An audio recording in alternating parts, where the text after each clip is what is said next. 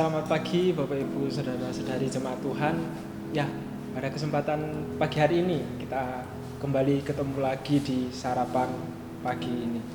Nah, tidak kebetulan Bapak Ibu bertemu lagi bersama saya. Nah, kita akan belajar bersama-sama Bapak Ibu tentang kebenaran firman Tuhan. Bapak Ibu belajar, saya juga belajar kebenaran firman Tuhan.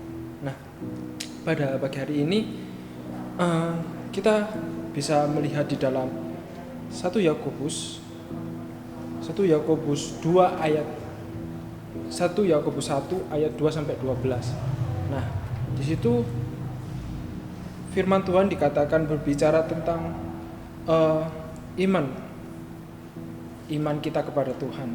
Nah, tapi kita baca di ayat yang kelima sampai yang keenam. Yakobus pasal 1 ayat yang kelima sampai yang keenam. Dikatakan, tetapi apabila di antara kamu ada yang kekurangan hikmat, hendaklah ia memintanya kepada Allah yang memberikan kepada semua orang dengan murah hati, dengan tidak membangkit-bangkit, maka hal itu diberikan kepadanya. Hendaklah ia memintanya dengan iman dan sama sekali jangan bimbang. Sebab orang yang bimbang sama dengan gelombang laut yang diombang-ambingkan kian kemari oleh angin. Nah, Bapak Ibu, di sini kita belajar kita meminta hikmat kepada Tuhan. Di akhir-akhir hari ini kita mungkin hari-hari yang bisa dibilang kita diombang-ambingi oleh setiap pergumulan kita, setiap permasalahan kita, mungkin setiap apapun yang membuat hati kita takut, gentar, bahkan membuat dampak, ya membuat kita jadi lemah, membuat kita jatuh, ya. Tapi di sini Bapak Ibu, iman, kita tahu yakin sama-sama iman itu akan menuntun kita menjadi orang yang berhikmat. Bahkan di ayat yang tadi kita baca, orang yang beriman itu pasti orang yang berhikmat. Dan hikmat itu adalah kecerdasan sendiri yang Tuhan beri untuk setiap kita. Rasul Paulus itu juga menuliskan di ayat mana itu, sebagai orang yang tidak percaya salib adalah suatu kebodohan. Namun bagi orang yang beriman, salib adalah kekuatan dari Allah.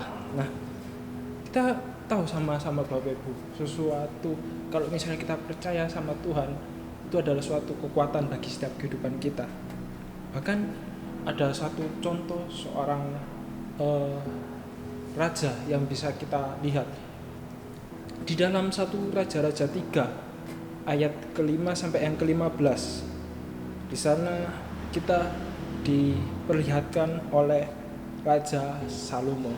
Ya, kita tahu sama-sama di ayat situ, di 1 Raja-Raja 3 ayat 5 sampai 15, Bapak Ibu bisa baca di rumah masing-masing. Di situ kita bisa lihat ketika Raja Saul meminta hikmatnya kepada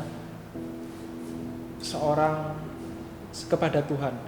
Raja Saul meminta hikmat kepada Tuhan. Dia tidak minta kekayaan, dia tidak meminta harta, dia tidak minta sesuatu hal yang lain.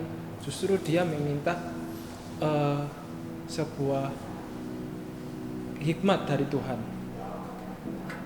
Nah, kita tahu sama-sama Raja Salomo yang bisa dibilang seorang hati yang penuh hikmat dan pengertian pada saat itu. Nah, Tuhan berkata sama Salomo, apa yang kau minta dariku? Salomo bilang, hikmat dari Tuhan. Nah, di sini kita bisa lihat seorang Salomo yang tidak mau menikmati kenikmatan dunia, bahkan dia cuma minta hati yang paham, hati yang ingin mengerti hatinya Tuhan. Dia meminta hati yang paham menimbang perkara. Nah, di sini kita bisa lihat Tuhan itu sangat senang jawabannya Salomo karena dia meminta hikmat. Hikmatnya tidak dibuat hal yang aneh-aneh. Bahkan kita tahu cerita seorang Salomo yang pada pertama kali dia didatangkan ada sebuah ibu yang anaknya meninggal. Di situ adalah perkara yang sulit untuk harus anak mana yang ibu mana yang memiliki anak yang hidup. Di situ Tuhan, karena dia meminta hikmah dari Tuhan, Tuhan kasih tunjuk ini anaknya ibu ini sebenarnya, bukan ibu yang itu. Nah, di sini kita bisa lihat hati yang paham, hikmat yang paham untuk perkara Tuhan. Sama seperti kita, ketika kita mau minta sama Tuhan, ketika kita mau melakukan, ketika kita mau mendapatkan ikan, pasti kita membutuhkan pancingan. Nah, Salomo meminta hikmat. Nah, kalau misalnya kita mau mendapatkan ikan, pasti kita harus ada pancingan. Pokoknya harus ada alat untuk menangkap ikan. Nggak mungkin kita tiba-tiba bisa menangkap ikan pakai tangan.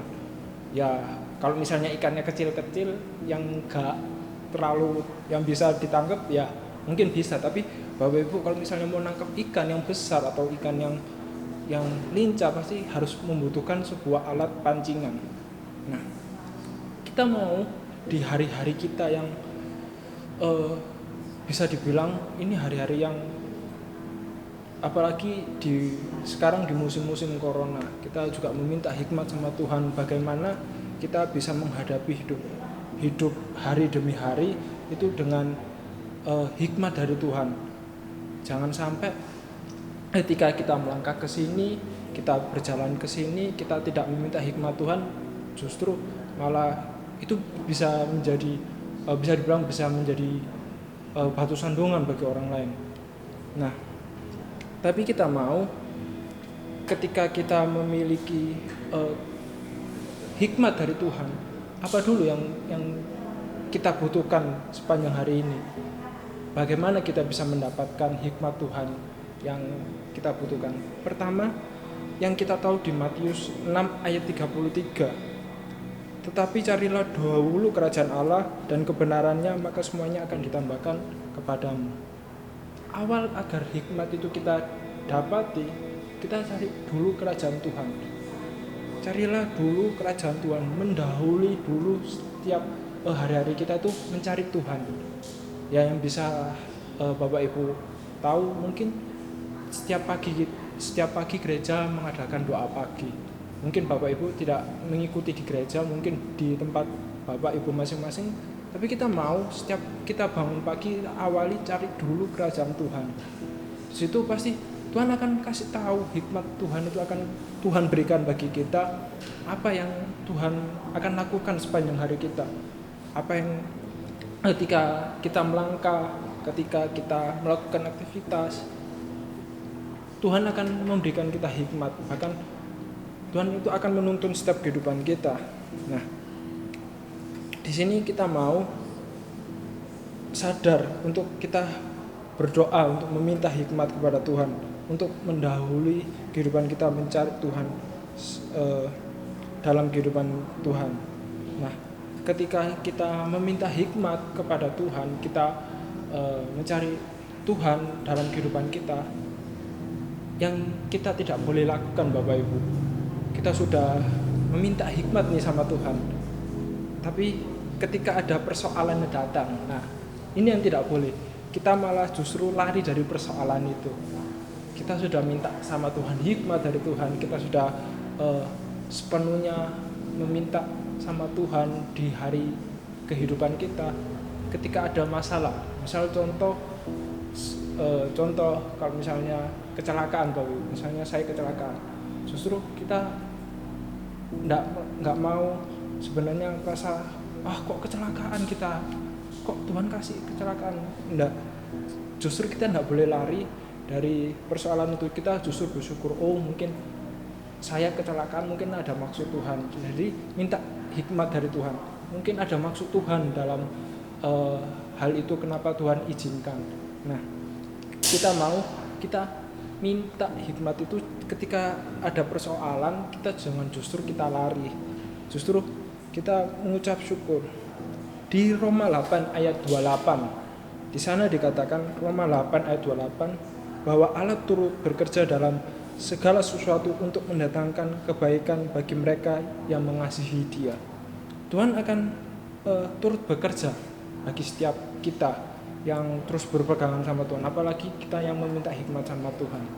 Kita mau dalam kehidupan kita sudah meminta hikmat, di situ Tuhan akan turut bekerja dalam kehidupan kita, apalagi kita mendahului mencari Tuhan. Jadi Bapak Ibu, di hari-hari kita ini kita terus mau mencari Tuhan, terus meminta hikmat daripada Tuhan. Di situ Tuhan akan turut bekerja dalam kehidupan kita. Ya, sekian kebenaran firman Tuhan yang bisa saya bagikan untuk Bapak Ibu, biarlah menjadi kekuatan bagi setiap kehidupan kita. Selamat pagi, Tuhan Yesus memberkati.